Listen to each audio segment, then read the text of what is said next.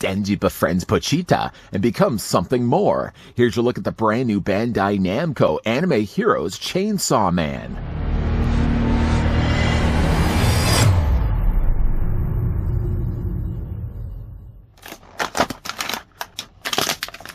Bandai is revving up and expanding its popular anime hero action line with the addition of fan-favorite anti-hero Chainsaw Man. The Chainsaw Man figure stands at 6.5 inches tall with 20-plus points of articulation, and his exceptional details makes for an uncanny resemblance to both the anime and manga, most notably with the iconic transformation of his parts into chainsaws.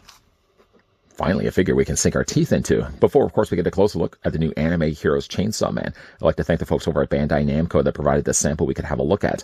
The tape measure is telling us that Chainsaw Man isn't quite 6.5 inches in height.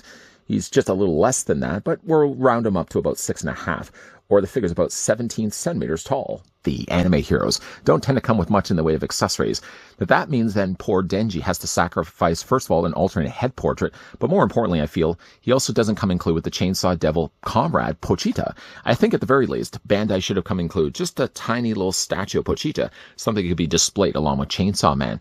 Despite not having those two things, it's a decent looking figure. I was surprised to see how much articulation this guy actually does possess.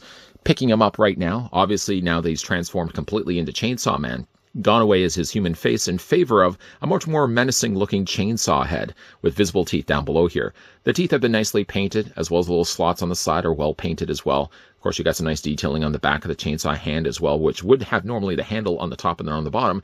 And then, of course, protruding out the front, the very large chainsaw with the teeth on the sides. This, by the way, is all done by using softer plastic. Something I really wasn't expecting. I thought, if anything, the teeth on the chainsaw at the top, as well as the actual chainsaw blades that he's got sticking out from his forearms, would all be done using harder plastic, but it's not the case at all. Not that it does bother me that they're using softer plastic. At the very least, at least it prevents that these would not break, especially if you're also bending these back and forth. Plus, as well, I kind of find it's fun just to flick these back and forth. Unfortunately, also, while this being a retail release, it means that Chainsaw Man doesn't have the gorier effects of having blood splatter across any of the teeth of the chainsaws.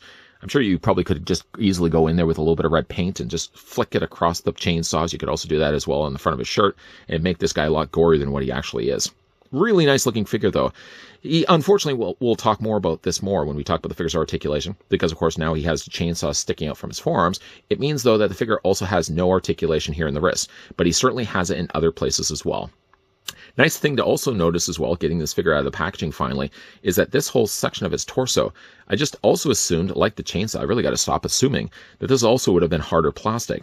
The tie is hard plastic, sure, but the actual shirt itself, you may already see it by the way I'm squeezing this, it's all a very soft piece that they put over top of a plastic articulated body.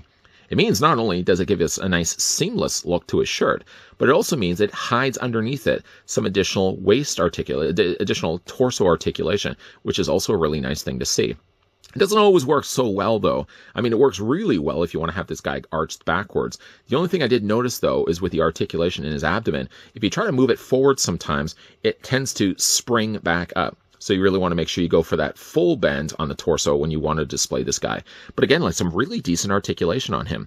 Down below, of course, they've painted off the belt here nicely in brown, while the majority of his slacks are all more kind of a dark, very dark gray. Not quite black, more kind of just to the very end of gray, just before we get into the territory of black.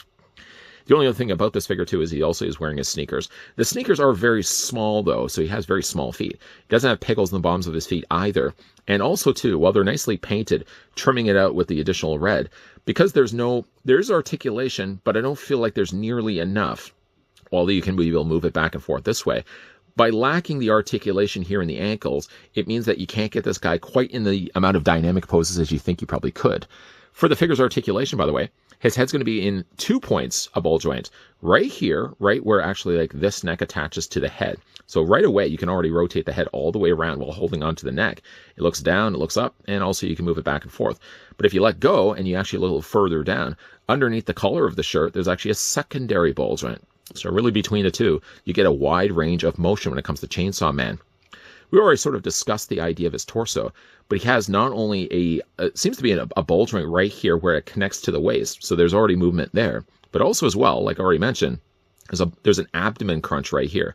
It seems to be very flexible in the sense that you can move it back and forth, you can move it forward, and you can also move it back. But again, like the mileage for how much you can actually bend this may vary. You get so far on the back hinge, and then you'll see it kind of snaps forward. You bring it really close forward like this, and you'll see sometimes it snaps back.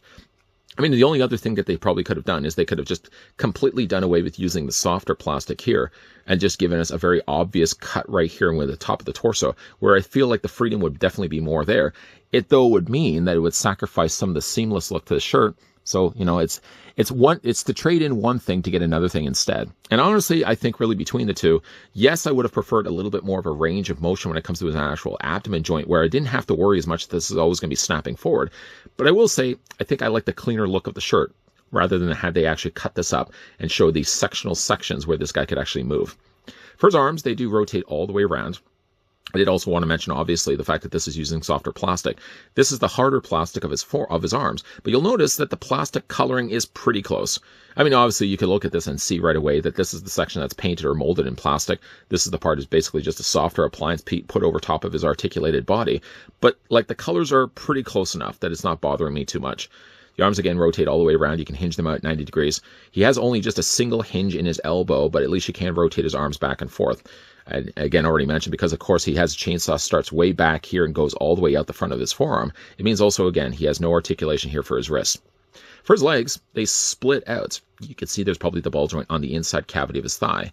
He has a swivel in his waist, or swivel in his thigh. You can also as well drop these thighs. So normally they would start like this. You can kind of just bring them down a little bit to give him a little bit more range. But honestly, having even the legs up as high as they are when you start getting this guy out of the packaging, you can still get as much of that range of motion.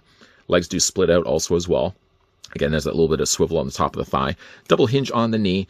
And again, the articulation for the foot, I just wish was better. Unfortunately, the thing about this is that other than maybe just making the peg a little bit longer and dropping the foot down a little bit more, sure, yes, he has the ankle pivot back and forth this way, but by lacking a little bit more of it this way, it means that you can't quite always get this guy in a dynamic pose. Sure, yes, if you wanted to get everything else on this guy posed, he unfortunately just comes up a little bit short with his ankle. So, like, you have to have, like, the foot kind of angled this way, but if you wanted to have the leg straight out like this, you can't quite get as much going here if you want to ankle pivot it this way. And I don't know what else I could really have done with this. I mean, obviously, they would have to have dropped the foot a little bit lower. They would have to have made the peg a little bit longer to accommodate that hinge back and forth. It's the only thing, unfortunately, that sacrifices on this figure when it comes to his articulation. Because everything else is really good on him. The only other thing that he probably could have also had is, even if they didn't include, like, for example, the display stand, at the very least, if they built peg holes on the bottoms of his feet, you could then use a display stand from another figure company if you wanted to get this guy in any other more interesting poses than having him standing straight. I did put him in somewhat of an interesting pose at the beginning of this review. I'll try to kind of match something like that similarly at the end of this review as well, but just not by having the proper ankle articulation where you can hinge the ankles this way. It's one thing that unfortunately does suffer when it comes to trying to pose Chainsaw Man on your shelf. If you are a fan of Chainsaw Man, I think you're really going to dig the one we get here from Anime Heroes and Bandai Namco. For a smaller size version of Denji, I think he possesses all the things that you would need for the figure, maybe lacking some of the higher end details, like some of the gore effects. That's something I'm sure you can easily go in there and add yourself. Yes, while the figure does have pretty decent articulation, the only one mentioned point that he lacks a little bit in is the ankle pivot. Sure, he has it forward and back, but not having it on the sides means that even any time you try to get this guy in a dynamic pose, you're never going to have the feet completely flush to the shelf. There's always going to be one foot, like you're seeing right now, that's going to be kind of sticking off to the side, like he can't actually properly bend his ankle, because he can't.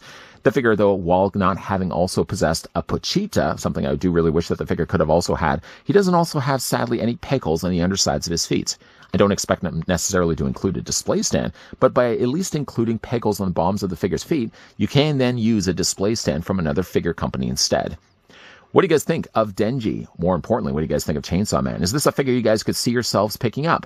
Let me know down below in the comment section. And if you're a big fan of the Chainsaw Man anime series.